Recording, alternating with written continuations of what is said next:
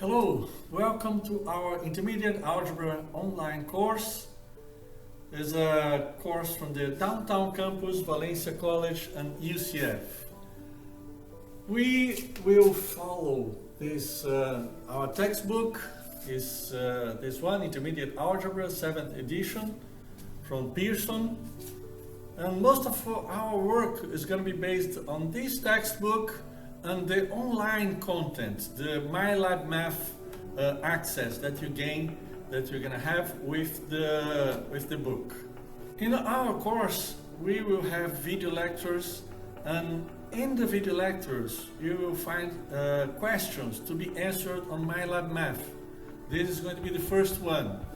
So after you find the answer for this question, open the assignment video lecture section 2.1 and find the first question to be answered. Okay, did you find out already the answer? Try looking at the sequence with a different perspective, and this will help you to find out the right answer. And actually, if you move this whole picture upside down, you're going to see a different set of numbers. Look at that. 86, blank, 88, 89, 90, 91. That means the answer for this question here is number 87. Again, go to MyLab Math, open the video lecture 2.1, find the question number 1, and answer with the number 87. Okay, let's start the topic of today's class. We will work on chapter 2, equations, inequalities and problem solving, and we will start with section 2.1, linear equations in one variable. The first objective is to solve linear equations using properties of equality. What is an equation? It is a statement that two expressions have equal value. So if you have, let's say, two different expressions here, x plus 5 and y minus 6, as long as we have the equal sign here in the middle, this is an equation. Okay? Solving algebraic equations involves finding values for a variable that makes the equation true.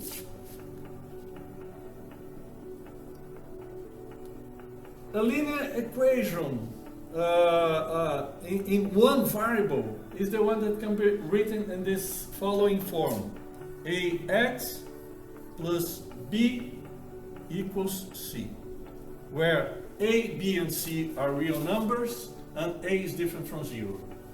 Okay? Let's talk here about addition and multiplication properties of equality. We will use these properties to simplify equations.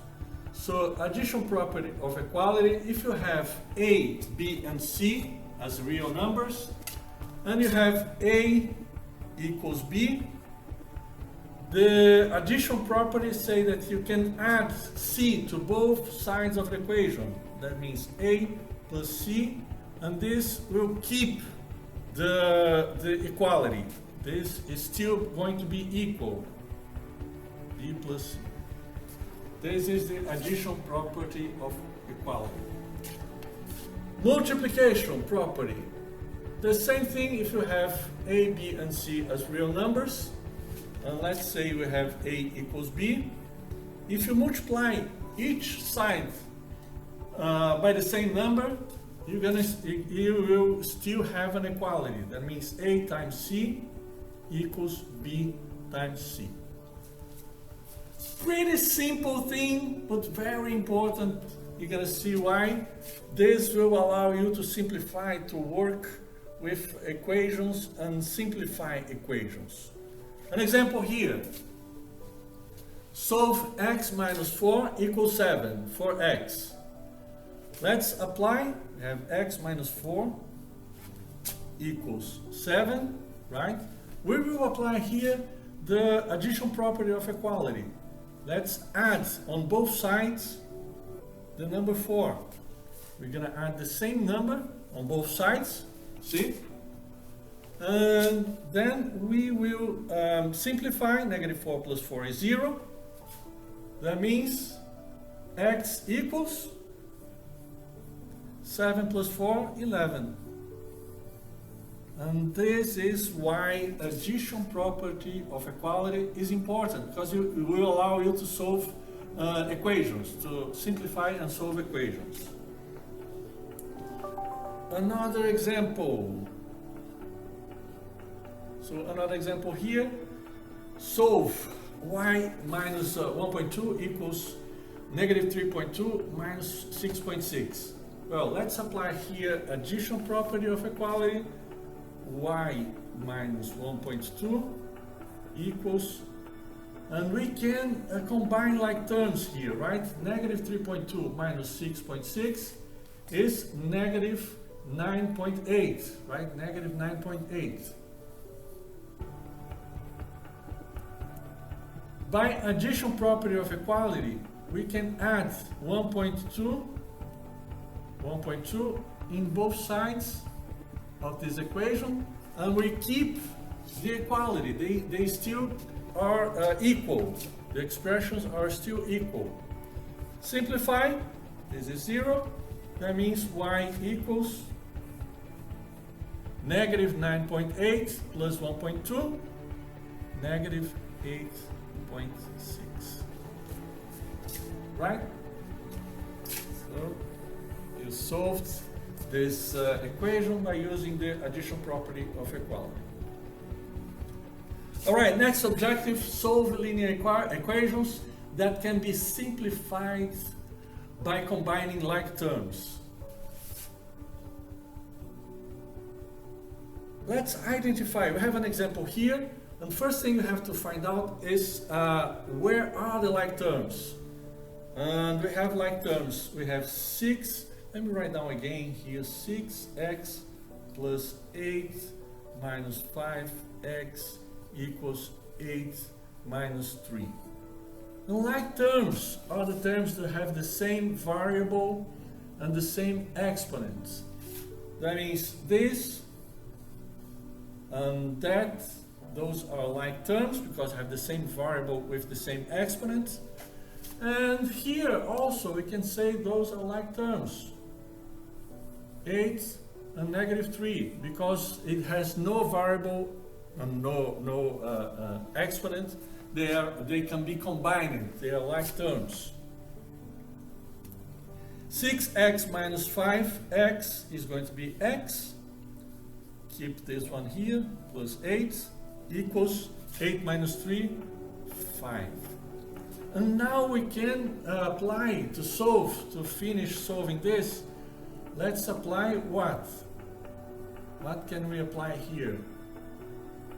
Addition property of equality, right?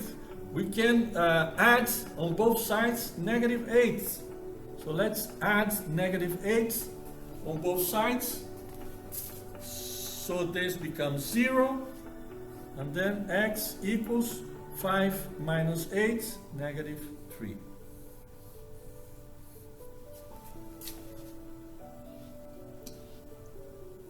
Another example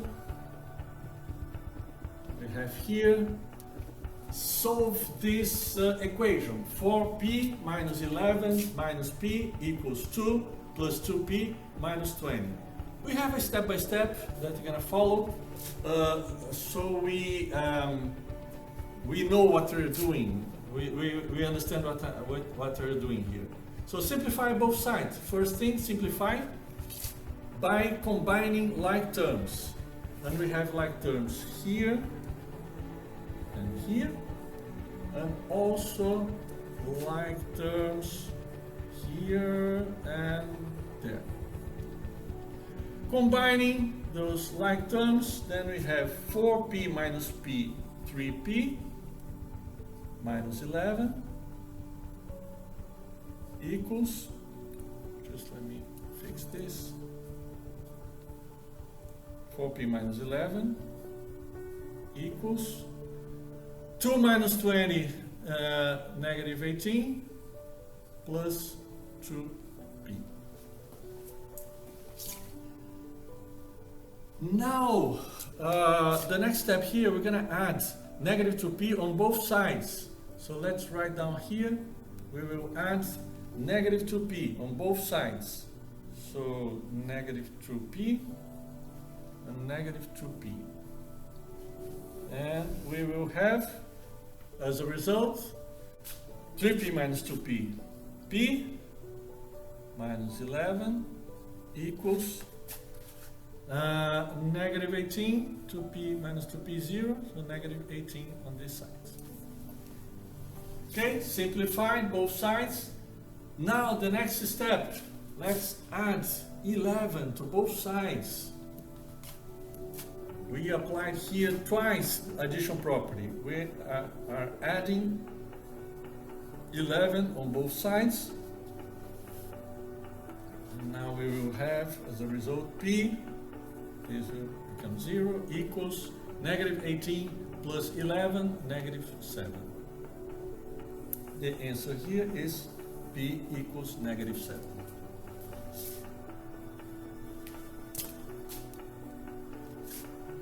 Okay, now another example. Solve 3 times parentheses 3x minus 5 plus parentheses equals 10 times x. First step, let's get rid of the parentheses. Let's apply distributive property. So we're going to apply distributive property here and get rid of this parenthesis. This is the first simplification that we can do. 3 times 3, 9x. 3 times negative 5, negative 15 equals 10x. Okay, so 9x minus 15 equals 10x. What can we do now to simplify and find the solution for this equation? Well, let's apply addition property of equality. Let's try here. And you have to decide what to do. The best thing to do. We need to move or to change everything that has a variable. We keep in one side of the equation. Everything that have only numbers, we keep on the other side of the equation. And I will add negative 9x. I will add negative 9x on both sides. Let's check what happens. And then when we add here, it's going to be 0. Negative 15 equals 10x minus 9x. And we found the answer. X equals, we can switch, right? We can switch sides. This is not a problem. X equals negative 15. Another example. No, not another example, another objective. The objective number 3.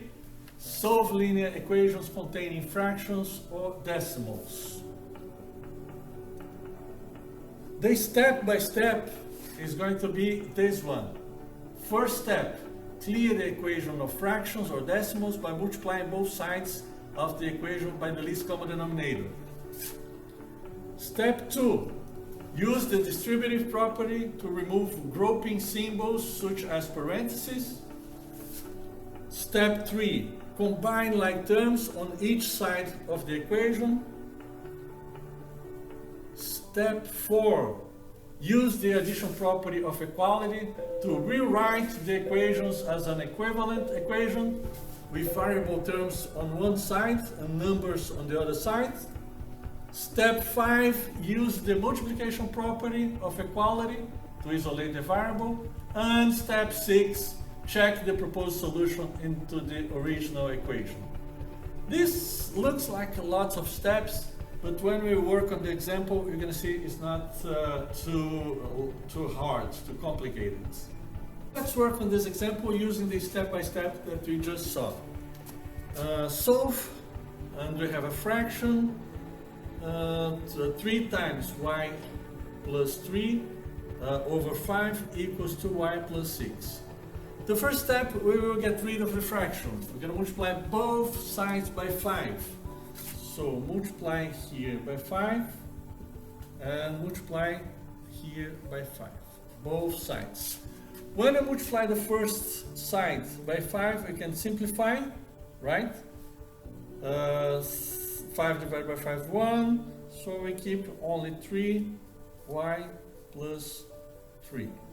This is equals, and the first one, the second side, the other side is 5 times 2y plus 6. Simplify by applying distributive property, and we will apply distributive property here and there. So we have 3 times y, 3y, 3 times 3, 9, 5 times 2y, 10y, and 5 times 6, 30. Right? The next step, we are using addition property again to simplify and move. We're going to have only variables in one side of the equation and numbers on the other side of the equation. So add negative 3y. If we add negative 3y, let me use a different color. Adding negative 3y on both sides, then we have 3y minus 3y 0, 9 equals 10y minus 3y 7y plus 30. Simplify again, apply again addition property. Add negative 30 on both sides of the equation. So negative 30 minus 30 minus 30. Then we have, as a result, 9 minus 30, negative 21. Oops, negative 21. 7y. And 30 with 30, 0. Finally, simplify. We will apply, let's borrow some space here. Let's borrow some space. Applying multiplication property, we can multiply both sides by 1 over 7. Okay, so multiply both sides. Let me represent it here. And multiply both sides. This is multiplication property by 1 over 7. And then we have negative 21 divided by 7, negative 3, and 7y times 1 over 7, you simplify here, is y. You can switch sides, right? Y equals negative 3. Great! Moving to the next objective, objective number 5. Recognize identities and equations with no solution. And let's go straight to an example. We have 3x minus 7 equals 3 times x, parentheses, x plus 1. The first thing, we have to use distributive property to simplify, to get rid of the parentheses. So 3 times x and 3 times 1. After we apply a distributive property, we're going to have 3x minus 7 equals 3x plus 3, right? And add negative 3x on both sides. Let me get a different color here. Add negative 3x on both sides. So we will simplify. This is 0. Negative 7 equals, and this also is going to be 0. Positive 3. What do you think about it? Negative 7 equals positive 3. Does this make sense? Well, since no value for the variable x can be substituted into the equation that will make this statement here a true statement, that means there is no solution. Its solution set is written either this, an empty set, or that symbol. The equation here is a contradiction. That means there is no way we can find a variable x, a value for the variable x that makes it this true, and the answer is no solution. All right, another example. Now we have this 5x minus 5 equals 2 times parenthesis x plus 1 plus parenthesis plus 3x minus 7. And the first step here is to apply distributive property to get rid of the parentheses. So we will have 5x minus 5 equals 2 times x, 2x, plus 2 times 1, 2, plus 3x minus 7. Simplifying the right hand side, because we have some like terms that we can combine. We have like terms here, 2 and 2x and 3x, and we have another like term here, 2 and negative 7. So we can combine these like terms, and then we will have 5x plus 5 equals 2x plus 3x, 5x, and positive 2 minus 7 is negative 5.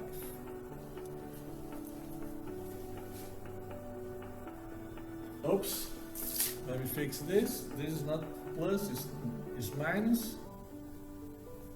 Check this out. 5x minus 5 equals 5x minus 5. This is always going to be true, right? Both sides of the equation are identical. If you simplify, you're actually going to find, if you try to simplify, to work this out, you're going to find 0 equals 0. And this is always going to be true. That means the equation is true for every x, and the solution is going to be all the real numbers, the set of all real numbers. The equation is called an identity, and the solution is going to be the set of all real numbers. This concludes section 2.1. Thank you for watching the video, and see you next time.